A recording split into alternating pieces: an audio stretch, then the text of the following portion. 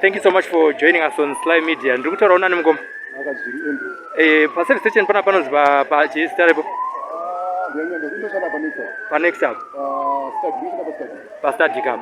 Uchi chaitika pana pa tanga moto.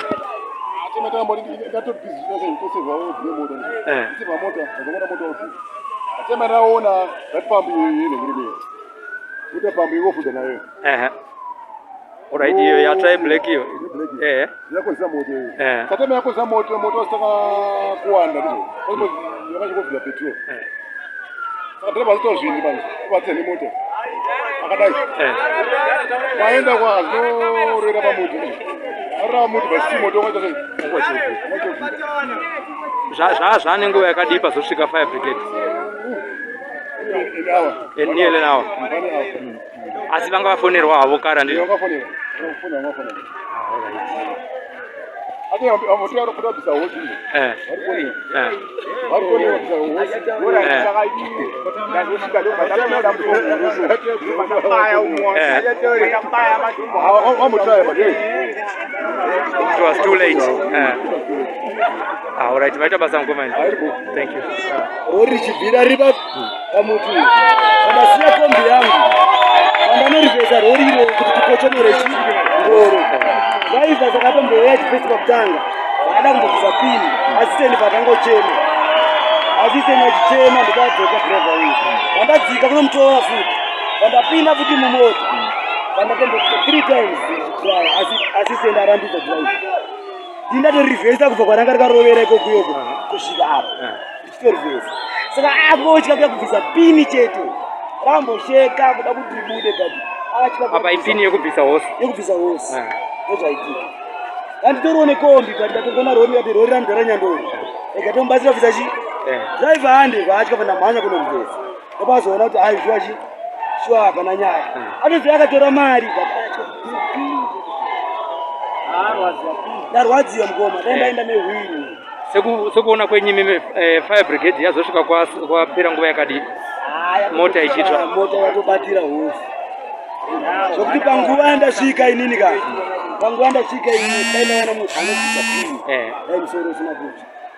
Kunda kwerivhesa apa kana tichimira vandatomira. Kuti munhu anokochonora ndiyashaika. Atoro driver ukoma. Apa ndikutaura unani? naClaudia Sarangwa. Tinotenda ngoma Claudia. Thank you so much. Naika. Aiwa pakanaka. Tinotenda. Thank you so much. All right.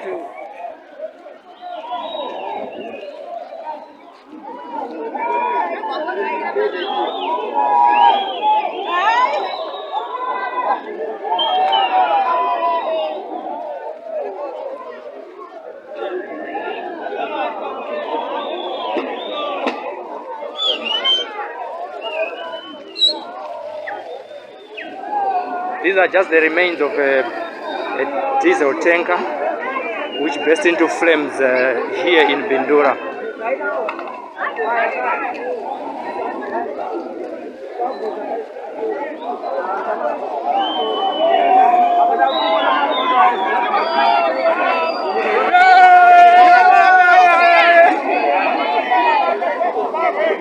Takuona vana vari kubatsira.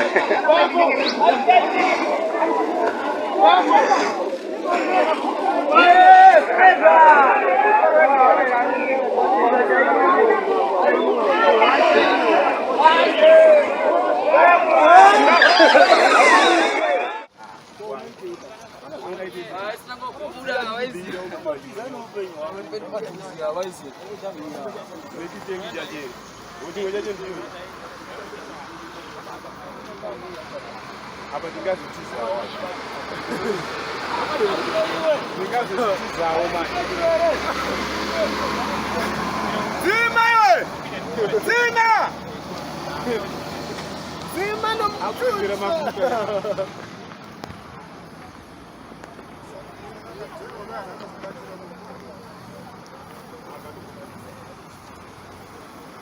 A diesel tanker burst into flames in Bindura. It has been happening for the past 30 minutes and there is no fire brigade inside to put off the fire.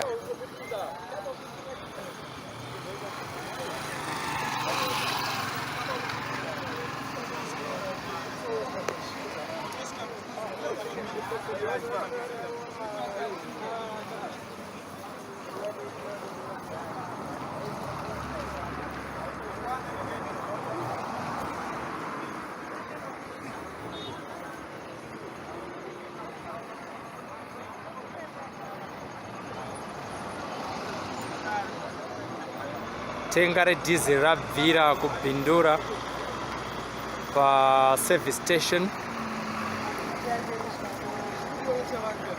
Hapana akuvara sekunze kwataita. Hapana zvekare atsva. Zviri kuitika live mubhindura paSly Media TV. Tiri kukupai zviri kuitika kubhindura yezvinoizvi. Service station itsva iri mubhindura iri kuseri kweCompost Office Government Building. Iri pakati zvekare peFarm and City Building. Iye zvinezvi tiri kunzwa fire brigade inenge yakuuya.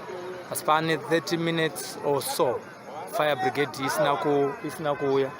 Regai tione kuti zvinomira 1-1. Asi hapana chava chadzima nekuti chimusoro chapera cherori kwasarawo trailer nechimwe chacho chinenge chakabatana nehose. Fire brigade ndo yakusvika yezvinezvi muri live paSly Media.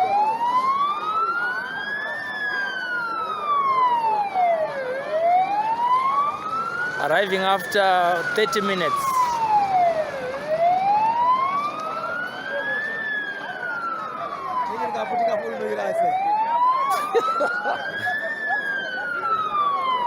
Idizil.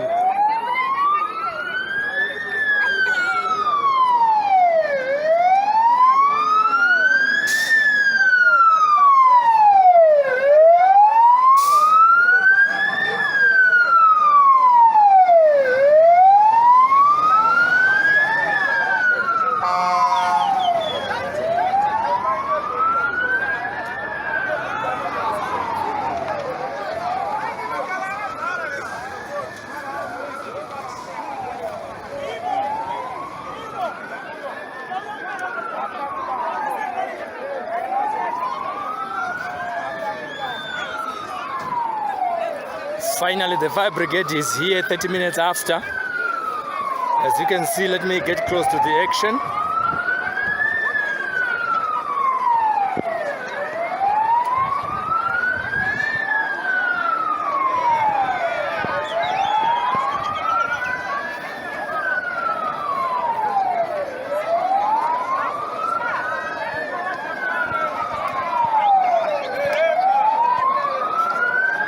Yes, they are here, but I don't think there is anything they can recover from this fire.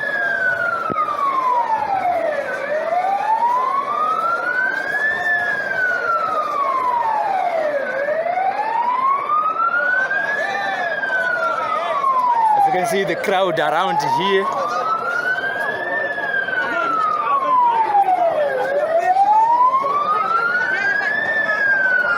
The flames are increasing.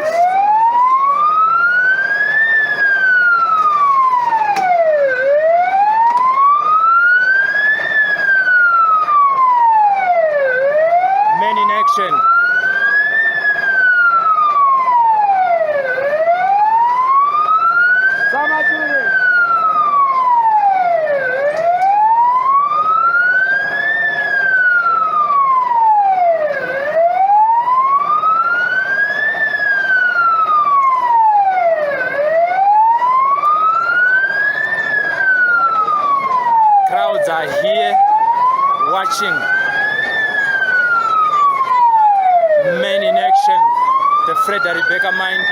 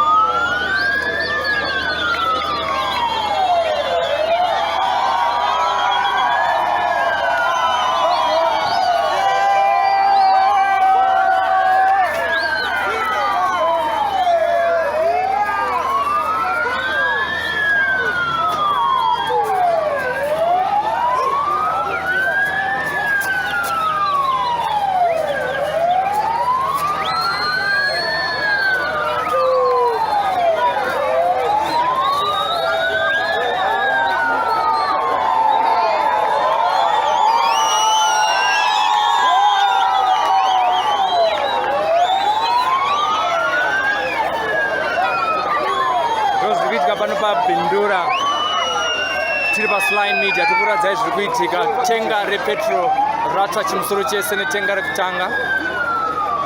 Fire brigade ichangosvika. Vatinonokei zvavo asi vanenge vari kukwanisa kudzimura moto wacho.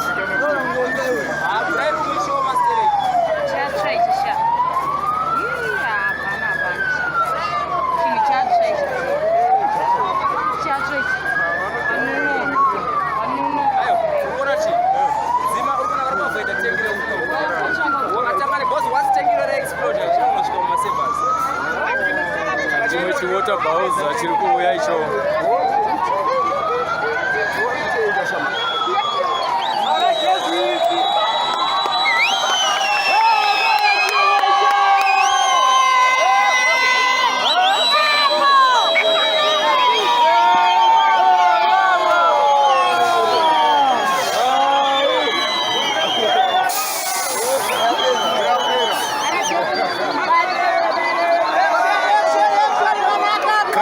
Enjoying what's happening here live on Slime Media and Bindura.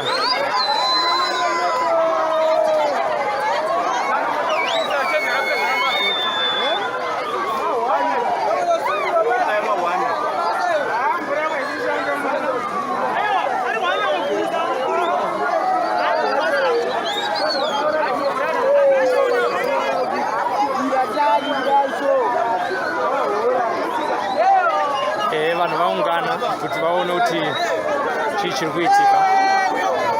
Vanhu vese ava tiri muBindura.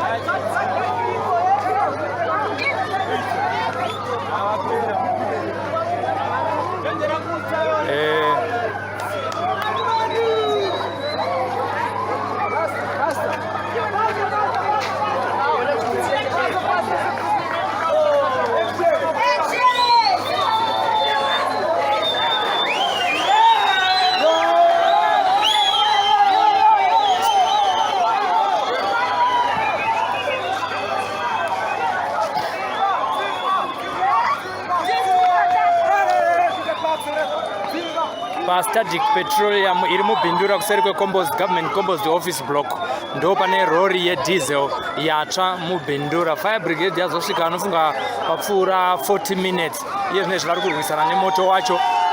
Sikuona kwamuri kuita. The men in action, the fire brigade out.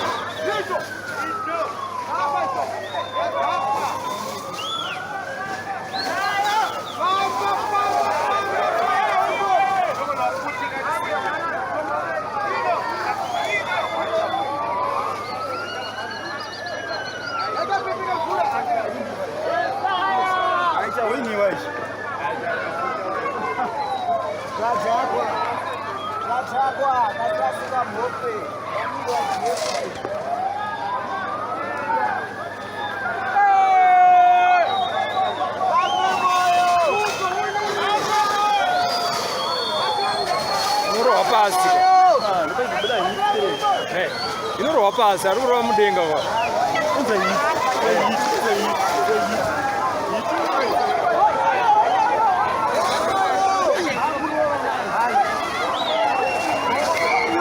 wakuya kumatenga uyo wakuya kumatenga kwa wakuya mandokusi right.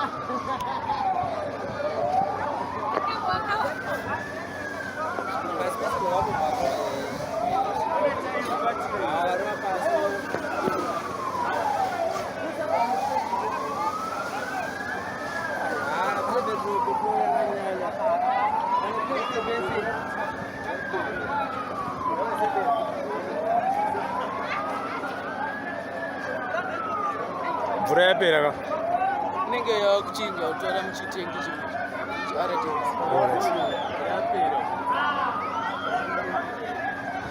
zvinenge zvikuratidza sekuti mvura yapera vakutora mota yasvika manje manje R Davis and Company. Mvura inenge yapera.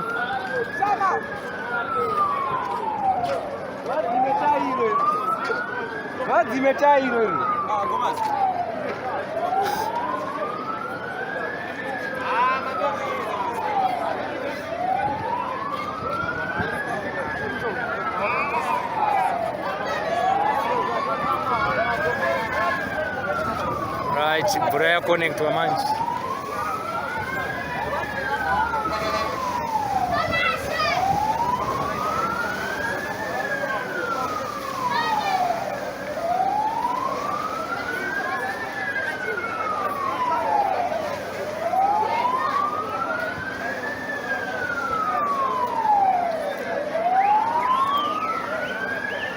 Tiri mutori wenhau Sylvester Tafumanei. Tiri paStatic Petroleum iri muBindura paseri peGovernment Composed Office Block pakati peGovernment Composed Office Block neFarm and City. Mugwagwa unokona uchibuda muna Chitamba Road uchipinda muguta reBindura. Tiri kuona varume veFire Brigade vachiedza kuona kuti vangadzimura here moto uyo. Zvinenge zviri kuderera. Zvinenge zviri kuderera zvango zvesefiti apa hapasina chichasevhwa apa, otherwise rori yese yapera. Rori yese yapera nechimusoro ndo chatanga kupera. Fire Brigade isati yatombosvika, yazosvika chitenga chepakati chatosara kumashure chete chakunanira chitrailer chakahaukwa icho chekupedzisira chidiki icho ndopavazosvika ipapo, asi zvinoratidza kuti vanga vanonoka. Tiri muno muBindura tichikupai zviri kuitika paservice station yeStatic Petroleum muBindura. Ndonzi Sylvester Tafumanei, mutori wenhau weSly Media. Vasebera pedyo, vasvika manje, vapedyo nawo, vakurohwa moto uya zvine simba.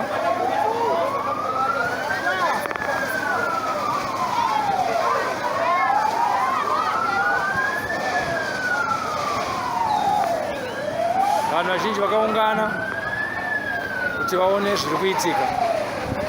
Vanhu vazhinji vakaungana panapa kuti vaone zviri kuitika.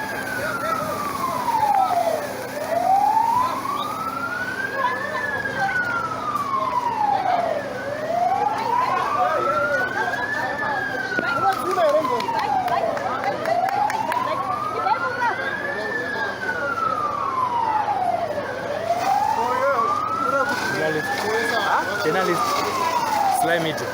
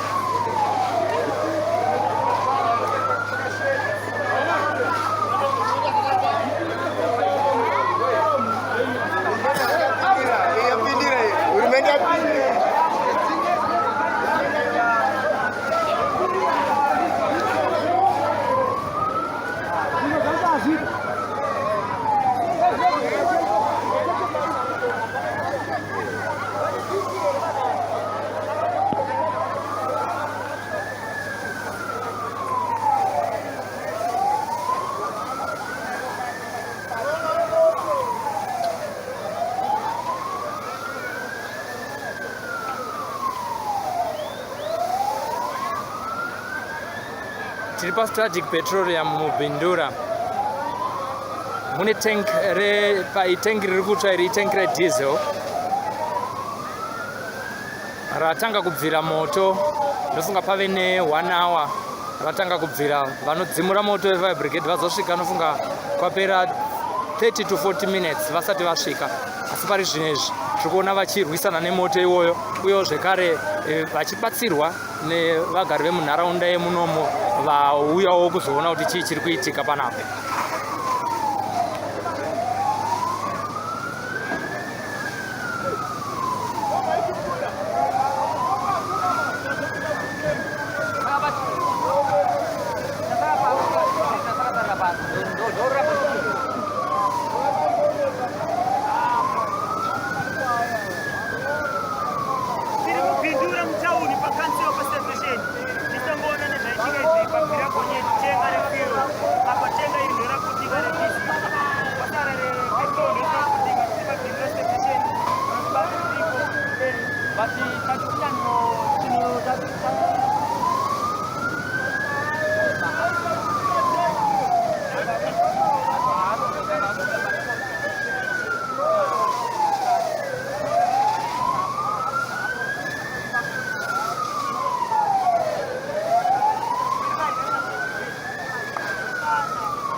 Tinogona kudzima broadcast nekuda kwekuti mvura inenge yakuda kutanga kunaya zvekare.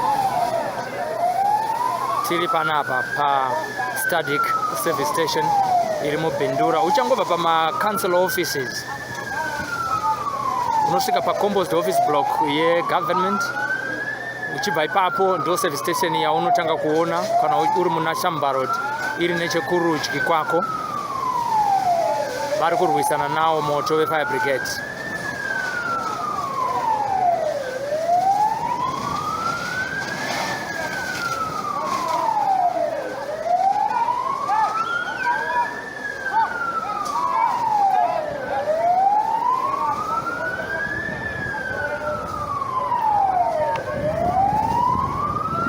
Chiutsi cha munhu chiutsi cha munhu.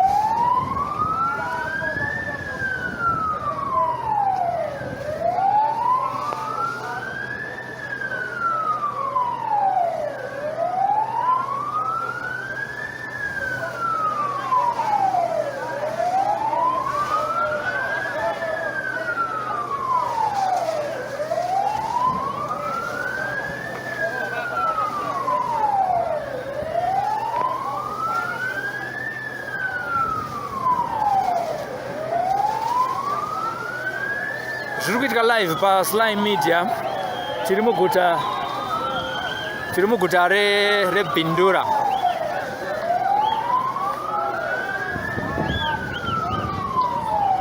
Tiri kukuradzai zviri kuitika. Tank rediesel rabvira pane 1 hour richibvira 20 minutes ago ndopavatanga kudzimura moto vefire brigade.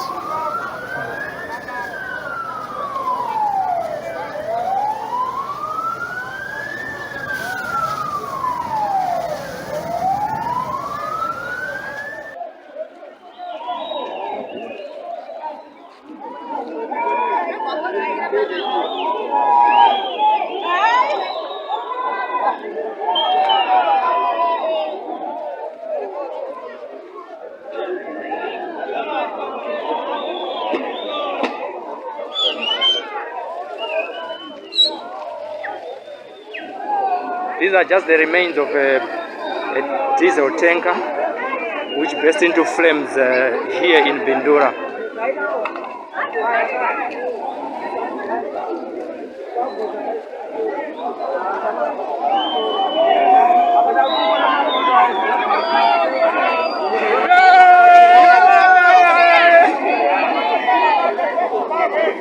Takuona vana vari kubatsira.